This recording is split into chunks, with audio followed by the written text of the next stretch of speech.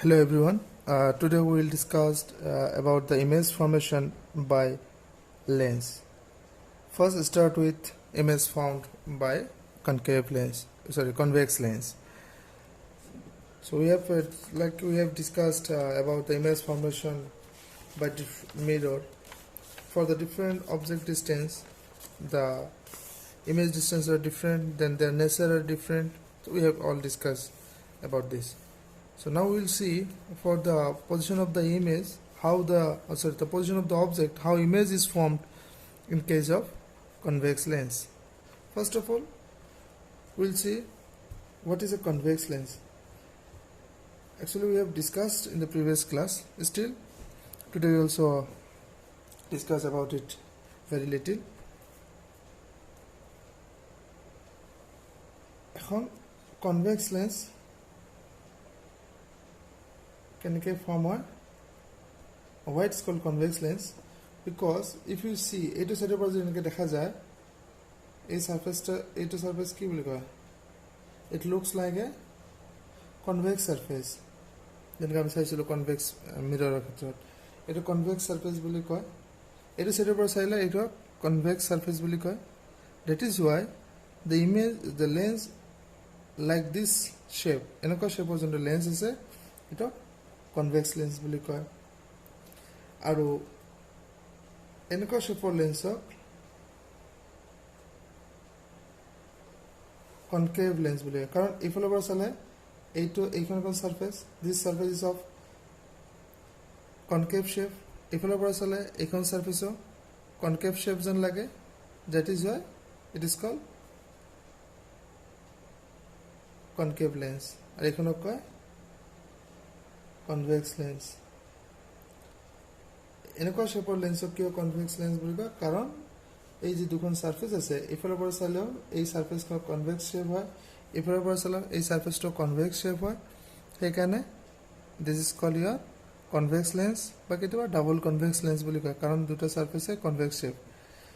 এখনক double concave lens কয় কাৰণ এইফালৰ পৰা চালে এই দুখন সাৰফেস আছে, দুখন সাৰফেসে এইফালৰ পৰা চালে এইখন concave shape, এইফালৰ পৰা চালেও এইখন concave shape. মানে এনেকুৱা শেপক concave বুলি কয়. এইফালৰ পৰা চালে এনেকুৱা শেপ হলে concave shape বুলি কয়. সো যিহেতু দুখৰে concave shape সেইখন ডাবল concave lens বুলিও কয় বা concave lens বুলি কয়. আৰু এটা কথা ইম্পৰ্টেন্ট, এই লেন্সৰ যোনটো সেন্টাৰ পইণ্টক এটা সেন্টাৰ বুলি কয়, এইটো পইণ্টক সেন্টাৰ অফ দ্য লেন্স বুলি ক'ব. এইখন সাৰফেস এই সাৰফেসটা is a part of a sphere, এনেকুৱা এটা sphere এটা part হ'ব. So there will be one center C1. এইখন সাৰফেসৰ কাৰণে এখন center হ'ব. That is also called C2. This surface is also a part of a sphere. সেই sphere কিবা এটা center থাকিব, এটা C2. তো C2 বুলি ধৰি লোৱা. এইটো R1 and this is called your R2. আৰু সাধাৰণতে R1 টো সাধাৰণতে সেন্টাৰৰ পৰা মেজাৰ কৰা হয়. R2 को सेंटर पर मेजर करा है. Because this lens are very thin. आकोटे यात बहुत डिस्टेंस देखा जाए एक्चुअली बहुत थिन है. This distance is also almost negligible बोली धरा है. जनक ए डिस्टेंस ऑलमोस्ट नेग्लिजिबल. एटो this also part of a sphere. तो तार के बाद सेंटर ऑफ कर्वेचर থাকিব C1. This also part of a sphere. So it will be C2. इस सेंटर पर R1 this is R2. Radius of curvature, this R2 radius of curvature. Half of F1 will cover, this half is your F2. This is your half of F1, this is your half F2. আৰু এটা কথা যে যিকোনো রে যদি এই centre of the লেন্সের মাঝে পার হয়ে যায় আফটার রিফ্লেকশন এই স্ট্রেট সিধা পার হয়ে যায়. এনি রে incident at this passing through this center of the lens पूरा स्ट्रेट पार हो जाए. तो इमेज फॉर्मेशन कारण कि आमी जानो एटलिस्ट ऑब्जेक्ट पर दुटा रे आइबो লাগিব. এই দুটা রে after in case of your mirror after reflection they have to cut at a certain point or they seems to be cut coming from certain point. কোনবা এটা পয়েন্টত আফটার রিফ্লেকশন এতে নিজে কাট কৰিব লাগিব বা কোনবা এটা পয়েন্টত কাট কৰি আহা যেন লাগিব the reflected ray. তেতিয়া এটা ইমেজ ফৰ্ম হ'ব. হেনকুৱা লেন্সৰ ক্ষেত্ৰত এইটো ৰিফ্লেকশ্যন হয় কি হ'ব ৰিফ্লেকশ্যন হ'ব সো যেতিয়া কোনো এটা অবজেক্ট বা দুটা ৰে আহিব সেই দুটা ৰে আফটাৰ ৰিফ্লেকশ্যন কোনবা এটা পইণ্টত কাট কৰিব লাগিব বা কোনবা এটা পইণ্টত কাট কৰি আহা যেন লাগিব সেই পইণ্টতে ইমেজ ফৰ্ম হ'ব so when the object is at infinity so let us consider this convex lens the image infinity পৰা sorry object যেতিয়া আহিব তেতিয়া কি infinity পৰা আহিলে parallel আহা যেন কোৱা হয় তো parallel আহিব then parallel আহিলে কি হ'ব after reflection it passes through the focus so all this line after reflection passes through the focus so they cut at the focus so the image formed for the object at the infinity is at focus and this image is a real image because it actually cutting at this point actually etu point cut korise etu ki boli koy real image boli koy aru eta kotha mon rakhibo je ki convex lens et ki hoy after reflection converge hoy enake diverge hoy na jay diverge mane na durot gusi joa converge mane enake kombata point et lagibo chesta kore কেতিয়াবা এই কারণে convex লেন্সক converging lens বলিও কোৱা হয় next now we see when the object is placed between infinity and center of curvature or we can say when the object is placed beyond center of curvature then what happens the image formed between focus and center of curvature so one ray parallel to this principal axis after reflection কি হ'ব focus দি পার যাও parallel আলে focus দি পার যায় আর এটা রে করছি কি আমি একদম সেন্টার মাঝ দিয়ে গইছে লেন্স তো সেন্টার মাঝ দিয়ে লেন্স করে স্ট্রেট যাব and that these two refracted ray intersect at this point so the image will form here so AB image is here A dash B dash and the image is here real image কারণ actually এই দুটা এটা মানে actually কাট করে আছে so real image this inverted so when the object is placed between infinity and center of curvature the image is formed between focus and center of curvature and what is the nature the image is real image hoise inverted hoise ulta hoise aro diminished in size to horu hoise ei size er kotha mon rakar upay hoise ki suppose object to durot thakile image to osorot hoye ase আর image তো image যেটো ওচৰত আছে image তো size সৰু হয় next এটা object ইয়াত আহিব ইমেজ তো দূৰত গুচি যাব আৰু ইমেজৰ সাইজ অবজেক্টতকৈ ডাউন হৈ যাব এটো চাও আমি next কেছত when the object is placed between center of curvature and focus এতিয়া যেতিয়া অবজেক্ট center of curvature ফোকাসত ৰাখা হয় তেতিয়া দেখা যায় এই দুটাৰে one parallel object focus the par after reflection another plus center mazil straight par jabo so they cut intersect this point the image formed A dash B dash AB is your object the image is beyond center of curvature form hoise ar sabo image distance object distance ke bari goise so first eta lale object distance komi ase mane ei lensor object to lensor osot goi ase image to লেন্সৰ পৰা দূৰত গুচি আহিছে first infinity আছিল ফোকাসত আছিল next ইনফিনিটিৰ পৰা ওচৰ চাবে এই ফোকাসৰ পৰা দূৰত গুচি গল ইমেজটা নেক্সট আৰু বিয়ন্ড সেন্টাৰ অফ কাৰ্ভেচাৰ আছিল আকৌ ওচৰত আহি গল ইমেজ এই লেন্সৰ তাৰমানে সেন্টাৰ অফ কাৰ্ভেচাৰ ফোকাসৰ মাজত আহিল ইমেজটো কি হ'ল আৰু দূৰত গুচি গল আৰু ইমেজ সাইজটো কি হ'ল এনলাৰ্জ ডাউন হৈ আছে প্ৰথম পইণ্ট আছিল তেতিয়া ইনফিনিটি আছিল পইণ্ট সাইজ আছিল তেতিয়া বাঢ়িলে এটা আকৌ বাঢ়িছে so remember when the object is placed between center of curvature and focus the image formed beyond center of curvature and it is real image inverted and enlarged size of the object image is more than the size of the object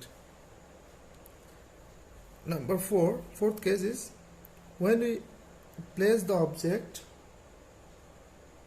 at the center AB is your object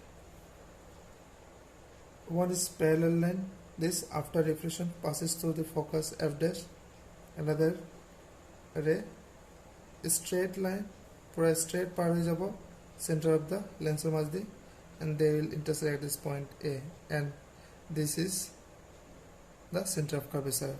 So when object is placed at the center of the curvature, the image formed at the center of the curvature, the right side, and the size of the image is equal to the size of the object, and it is the refracted ray intersecting at this point, actually really intersecting at this point, so the image is real image. The real image, so inverted, and size of the image is equal to the size of the object. Now what happens when the object is placed as focus? Then we see that after reflection, the refracted ray becomes parallel.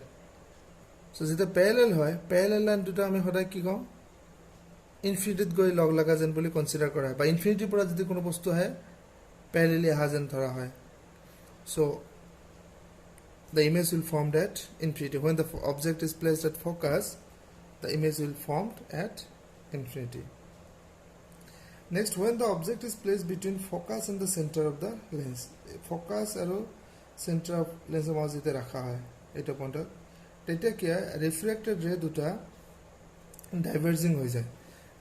So when the refracting rays are diverging, then there will be no possibility of intersecting. তেতিয়া কোনো actually এই দুটা ray intersect করার কোনো possibility নাই. Then what will happen? Then we see that এই দুটা ray কোনবা একটা রের পৰা কাট কৰি আহা যেন সেন্স করা হয়, সেন্স মানে ফিল করা যায়. So they are not actually cutting at this point, we are virtually cutting at this point. We have considered it. আমি এটা কনসিডার করি যে এইটো পয়েন্টত কাট কৰি আহা যেন লাগে, এইফালৰ পৰা চালে লাগে যে এই দুটা ৰে এইটো পয়েন্টত কাট কৰি এনেকে আহিছে. যেহেতু we have considered virtually, so the image is virtual image. So A dash B dash image to virtual image বুলি কোৱা হ'ব, and the image is from in the same side. Our image বোৰ কি আছিল, object left side, image right side. কিন্তু ইয়াত কি আছে, object left side, image left side. The image formed in the same side, the image size is larger than the object size. So image is, that's why it's called enlarged in size. Virtual image হয়, so erected হ'ব, ওপৰ ফালে object, image ওপৰ ফালে. আগতে real image বোৰ inverted আছিল, virtual image erected হয়.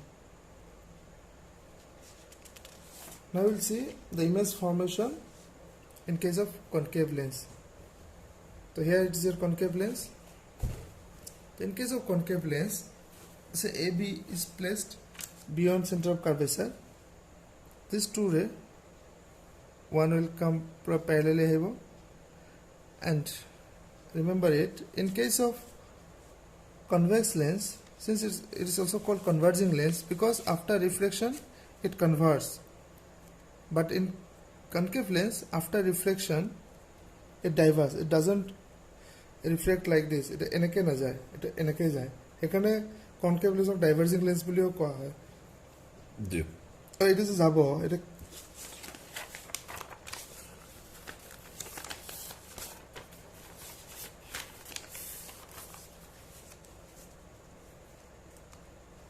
so this is your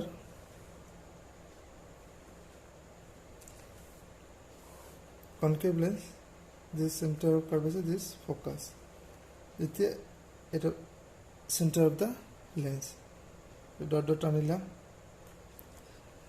এটা যে parallel ray আহিব, আহাৰ পিছত ডাইভাৰ্জিং হয়, ঠিকে আছে, গম পালে যে ডাইভাৰ্জিং হয়, এটা এনেকে না যাব, এনেকে যাব, এটা এনেকে যে যাব, এনেকে যাব না এনেকে যাব না এনেকে যাব. These are possibilities. Who will determine it? এই ফোকাসৰ পৰা আমি সদায় কি কৰিম, এই যে পয়েন্ট যে আছে য'ত ইন্টাৰফেস এটা ধৰি লম, এবাৰ ডট ডট টানি ল'বা, ফোকাসৰ পৰা লৈ পেলাই এইটোৰ পৰা সিধা টানি দিবা. তাৰ মানে এই ৰিফ্লেক্টিং ৰেটো এনেকুৱা লাগিব যে ফোকাসৰ পৰা আহা যেন লাগিব. That is the basic concept. তো এইটো ৰে যেতিয়া প্যাৰেলালি আহিল, আহাৰ পিছত এটা ৰিফ্লেক্ট হোৱাৰ পিছত ডাইভাৰ্জ হৈ যাব. কেনেকৈ ড্ৰ কৰিম, এই ফোকাসৰ পৰা ডট ডট টানি পেলাই সিধা টানি দিম. তাৰমানে এই ৰেটো এনেকুৱা লাগিব পুৰা ফোকাসৰ পৰা আহা যেন লাগিব. আৰু এটা কি হ'ব, সিধা center of the lens মাজে পাৰ হৈ যাব. So these two will intersect this point, the object A B হলে ইমেজ এ ডেশ বি ডেশ হ'ব এইটো ৰিয়েলি কাট নকৰে ভাৰ্চুৱেলি কাট কৰে কাৰণ এই লাইনটো ভাৰ্চুৱেল লাইন হয় তো এই দুটাৰে কেতিয়াও দিছ অলছ' ৰিফ্লেক্টেড ৰে দিছ অলছ' ৰিফ্লেক্টেড ৰে দে উইল নট কাট এটা কেতিয়াও কাট নকৰিব সো এইটো এই পইণ্টত কাট কৰি অহা যেন লাগিব এইটোৰে এই পইণ্টত কাট কৰি অহা যেন লাগিছে so that is Y this A dash B ডেশ ইয়াৰ ভাৰ্চুৱেল ইমেজ আৰু ডিমিনিছ সাইজ হৈছে তো সদায় ডিমিনিছ সাইজ আৰু মনত ৰাখিব যে কনকেভ লেন্সৰ বেলিকা ইমেজ সদায় ফোকাস আৰু সেন্টাৰ অফ দ্য লেন্সৰ মাজত হ'ব আৰু ইমেজ সাইজ সদায় ডিমিনিছ সাইজ হ'ব মানে image size whatever the position of the object the image position is always in between focus and center of the lens and size is always diminished in size মানে সাইজটো সদায় object সাইজতকৈ সৰু হ'ব for example ধৰি লও আমি centre of curvature আৰু ফোকাসৰ মাজত ৰাখিছো তেতিয়াও কি দেখা যায় এনেকৈ পেৰেলেল আহিলে আৰ পিছত যেতিয়া এটা পাৰ হৈ যাব কি হ'ব ফোকাসৰ পৰা আহি এনেকৈ পাৰ হৈ যোৱা যেন লাগিব that is the basic concept then one line একটারে এনেকৈ পাৰ হৈ যাব সেন্টাৰ অফ দ্য লেন্সৰ মাজে পাৰ হৈ যাব এই দুটাৰে there is no way they will intersect at certain point তাত কোনো পধ্যে কোনো কাট নকৰিব এটো কি হ'ব এই পইণ্টৰ পৰা কাট কৰি আহা যেন লাগিব এই দুটাৰে ইয়াতে কাট কৰি আহা যেন লাগিছে so that point is your image point তো ইয়াতে ইমেজ ফৰ্ম হ'ব a dash b dash so image size object size কৈ সৰু হৈছে আৰু ফোকাস আৰু center of the lens মাজত image form হবে so the object is placed between center of curvature and focus the image formed between focus and center of the lens the image is virtual erected হয় আৰু diminished size হয় so in case of concave lens যতে object না ৰাখা কিয় image সদায় focus আৰু center of the lens মাজত ফৰ্ম হয় আৰু ইমেজ সাইজটো diminished size হয় virtual হয় so it is erected so this is end of this class. Thank you.